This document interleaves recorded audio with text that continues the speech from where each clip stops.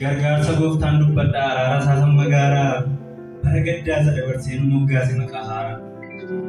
Yaa Waaqayyo galatoomii Waaqa naaf namaaf kaatu sabate fuuldura buute dudduubaan galaannee nyaatu. Warra mimmaaniin facaasu bissii galataa baachiftaa sababa qattummaan joorutu abbaa qabu dhaachifta. Ameen.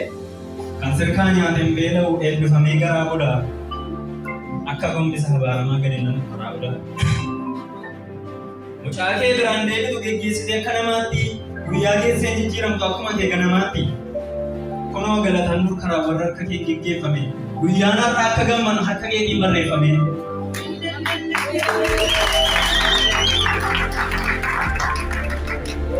Ilaa utuu Kiristoos illee ajajaan keenya boo'icha ella keenya kolfa guute idil jedhame tokkicha.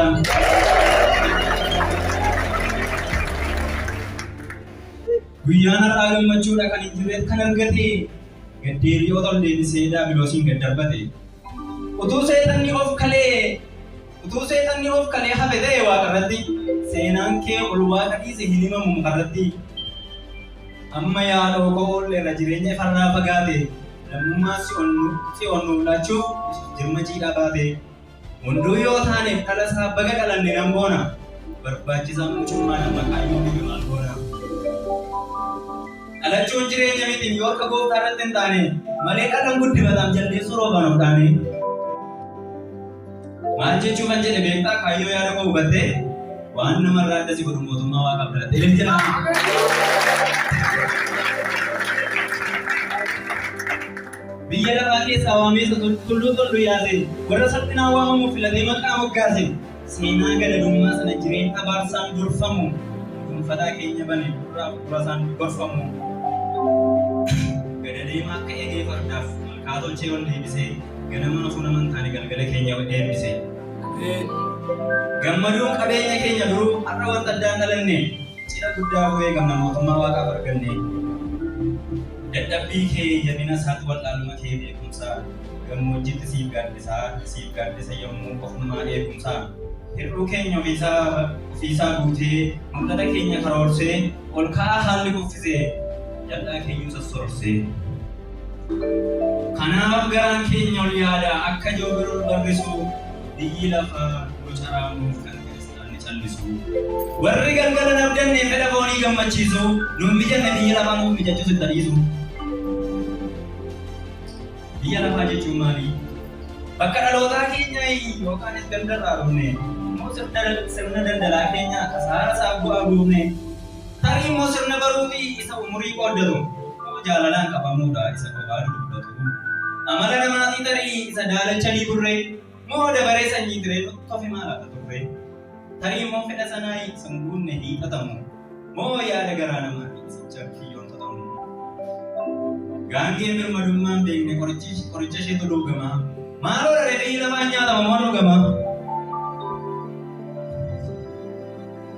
Lakkaadhoo keessa isaa nyaatu biyyi lafaa isitti immoo ammatuuf jettee warrana obsin galchuun nuutin simuu. Arraba dhannamuun beekne dammatuun tuutin tufuudha bara baraaf eegamanii ulfina keessa kufuudha. Tolootatti hiikkatanii jallootatti bichoomuudha qajeelummaa gadi baasee garaa turiidhaan coomuudha. Qixa malee lafa jaajjan jireenya nama maxxanne har'aaf jiraatanii bulu jireenya lama dhalanne. Gobbichaadhaatti eegamanii buqatanii darbuu sana ija gaarii utuurraa eegamu akka seenaa harbuu sana. Isa ija malee hafee utuu baran hin goge sanyii isaatuun dabarfatin gara keessa lafaa dhaqee. Waan danuuta abiddaaf ta'am yoon fudhadhe dadhabbii koo kan akka gooftaatti hojjetteef utuu hubatin qalbii koo. Of argadhee rammanis kan akka isheen haa taphattu barreerra keessa makiinaa biyya lafaan argattu. Ilmi sila dhuunne kottu as taa'uun as dhufuu miti. Bineensaan ni jalaa kottu yaamta loodaa fi walliti. Kan ol galee gadi bahu nama nagaraachita. Kan of gowwoomsu alatti cimamnaanee sallita. Keessaa fudhatteeta miila garaa qaran ilaalin lammata. Hidhaa amantiisa gaarii gooftaa harkaa fudhu sabbata. Garaa kee dandoo kabboota akkosiirra naanna'iniiti. Ulfinarraa kunuunfadhu yoo dhi'uun qaana'iniiti. Abboota harkaa fuuchuu barii seenaa bubbuleen diigamne. Garaaf jiraachuutti dhattee galaa boriif hin eegamne. hechi jedhii bira darbii waan biyya lafaa horfuutu geebi qajeeloo ta'an dhufa itoo teenya ni nuuguutu ilil jedhaame. Gaariin fidaa biyya lafaa dhudhuumni soba dhugaatii fagaate gombi isaan gaarii nuuf baatu nama masicha argate. Wanti gaarii nuti fakkaatu biyya lafaa keessa jira. Fuulduraa waceessi waamaa of dudduubaan qabu bira. Ilmi abbaa dhugaan qabne akaakayyuu isaa salphinaa. Utuu qaccee isaa lakkoofne bobaa badiisaa argina. Wantuun gaaguraa maal baatti bookee bineensota malee kanniisni keessa jiraatu hin dammeessuun itti galee. Itti dammeessuun waan tokko keessa buluufutti hin goruu. Iddoo abdii qabutti darba lafa sanyiin isaa waloomu. Leenci akka ciisu nagarre yoo fiigu gowwaan gafarta. Biyyi lafaas egaa akkasii jal'oota bulchee dabarsaa. Keessummaa humna dhimmaaloo achitti fuute dummataa. Halkan tokkittii si bulchee borsi nyaachuuf hamuummataa. Har'a yommuu si urursuun abbaa fakkaata biftisaa. Geejjiba isaa kan seenan galgala isaanii fokkisaa. Har'a akkasitti hin qorrineef uffannaa hoofii bilaataa.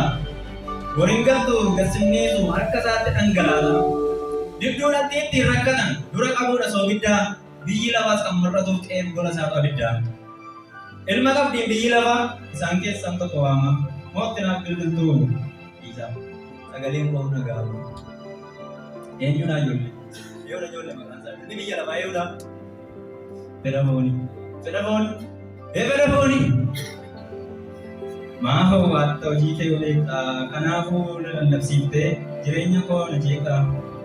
Dhaloota biyyoo nyaachiftee raaree lafaan dhiqachiifta. Ulfina jalaa dhoksitee waan ajaa'uun gammachiifta. Birmadummaa isaa weerartee sammuu kaawwatee godaante.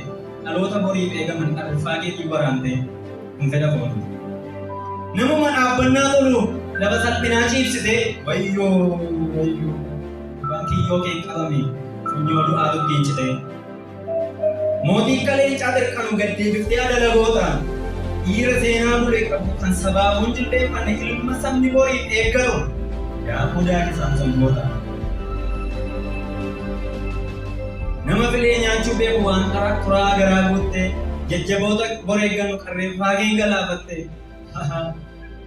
Baay'ee yaadadha ijoollee.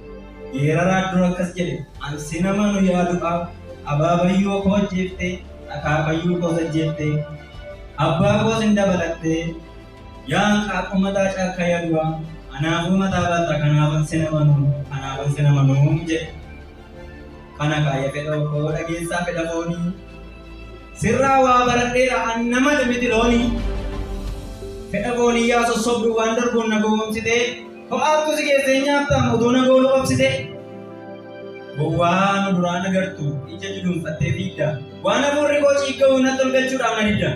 Of tuulummaa yoo as deemu sissimachuuf harka fuudha. Haara sitti agarsiifnan si walitti gadi galuudha. Fedha foon koo mee dhugaa jiru sitti moo? Utuu roba beeka garaa kee halkan guyyaa wajjin oolla. Silaa deemtu si wajjin olii qabu gadi boolla. Galaan kee naaf hin sifaa'u garaacha boona luqqisaa. Yommuun si faana joonjoo hafuura boona cubbisaa. Abbaa dhiibda jissi malee harkisa keenan hin kobo. Fakkaattii keedhaa mordaa feerraa keenan dhufu. Ol ilaaluun beeku jikee wanta argitu waan lafa. Illi kee dammadii keessatti fakkanni isaa miti bofa. Gomjaasisa kee lallabdee faaggaadhaan kan natti dhugtu. Mee lafanni dhaqulaalla qalbii walitti raawwatu. Biraa deebinaan maal uuma baallee godhatee barrisaa akkasittiin duutadhee dafee lafuun walitti farrisa. Itti farrisu immoo hantaa fedhi foonii umuriin qabu.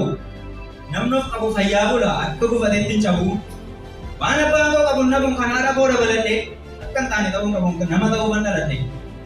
Safuu abbaa koo iddoo tanii kan akka jiruu bara kaanii wanta dhugamne bulbulee dhaqee naafuun gabaa kaanii. Salphina mataatti baadhee ulfina geeree kontufu biyya lafaaf ragaa dhaqee hin beekamu nan ta'afu. Agarta kana booda immoo wanta hin taanetti of reebaa diinni koo immoo jaan agarta yemmuu fudhadhu geeba. Jallootatu ijaaraa jira wanta gora bibbiguun humna itti baasanii dhaabuu siidaa lubbuu isaanii sobu. Jal'in harkaan bukeessanii waltajjiitti dhiyeeffatu. Qajeelummaa qadaadanii yaadan meenyaa dhaggeeffatu. Guyyaa isaan horii beekkatan eessaa diinu maal jissinu kaleessa galafeen cabee har'a koo eessaa dhiisinu. Wanta abiddi eeggatu sassaabanii tuullaa toolu ulfinarraa godaananii bobaa salphinaarra bulu. Mi'a salphinaa oomishuun qaroomni isaanii wal morka. Nagaa biyyaa balleessanii gammachuudhaan wal fuudhu argamu. biyyi lafaas isaanii fi harka reeffi bamileera dhagaa tokkotti daabbatu waliif saba boboleedha. Biyyi lafaatiif jalloonni hiriyaadha wajjin nyaatu harkarra iyyuu waliin kaan afaanitti waliif laatu. Isaan kana walii galee gamoo jallinaa ijaara. Jallina irratti wal tumsee kan badiisaa wal gargaara. Ati obboleessa koof ta'ii galgala kee jedhamu. Amma inni sirraa fuudhutti fannoo Kiristoos kee baadhu. Nuuf salphisee rakka baanu ayyaana isaan dagalmannee yooraan ededa irratti gugubaa sattaa galmannee jalatti toofee gaadara yeeyyuu xammaachuu jalqabee dadhaboonni kufaniiru jabaa dhaabachuu dadhabee guyyaa mar'aa yaadadhu uumaa kee irraanfatinii sobee fi gabiyyi lafaa saduu kan raafaminii.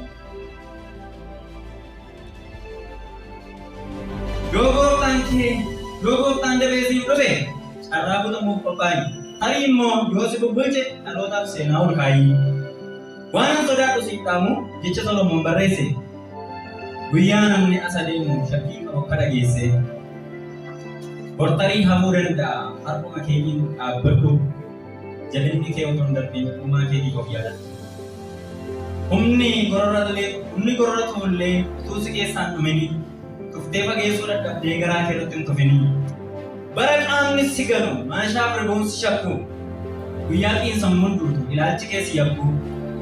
Bara wanta qaqqabdu hiikattee illee qaqqabne namarraa adda ba'uuf dadhabuun kee shakkamne. Guyyaa waan ofii nyaattu gurri kee hin dhageeffanne. Guyyaa siree gaarii irra ciibsu saaraan galfanne.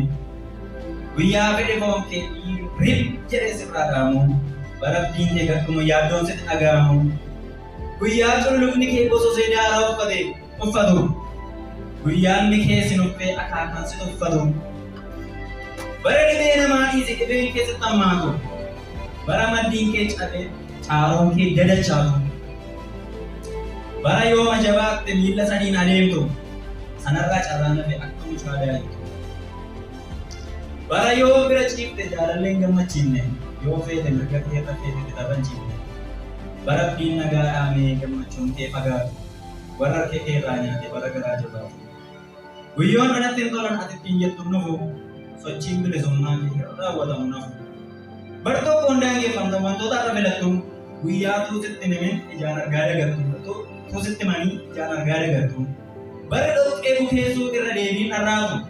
Baras firoonni gadi siif diina gararraatu. Bara qilleensi gaariin kan kee ho'aan guddisu. Bara namni achi siqee mallattoon si dubbisu. Bara wanti dharraatu siif dhufuuf karaa bulu. Bara tuuta obbaafattee nama hundumaatti tolu. Bara maddiin kee cabee dhokkatee bishaan baatu. Bara laafaan qaama keetii yoo tuqan nama nyaatu. Bara kutaan qaama keetii waliif ajajamuu didu. Sammuun kee billaa ajajee harki kee immoo qottoo fidu. Garaan kee keessi beela afaan kee keessi qooba. Akka funyaanii yaadu harki kee immoo hidda suuba. Barii simbirri wachuufu dhiigni isaa siif galgala. Yommuu biyyi faarfatu gocha sitti tola. Guyyaa namni si nuffee ati iyyuu of jibbite. Badii kaleessa gooteef gara galtee gaaffite. Solomoon akka jedhe wanta akka fo'amee fi utuu si duraan citanii. Wanti akka harkee warqee utuu si duraan cadhinii. Wanti akka gomboo burqaa utuu sirkaan uraayinii. Ni dhabummaa kee utuu sirraan xuraayinii. Umurii kee dabarsinni yeroo qabdu hojjedhu. Biyyi lafaa itti adiisuu atummaa kee yaadadhu. Eebbifama.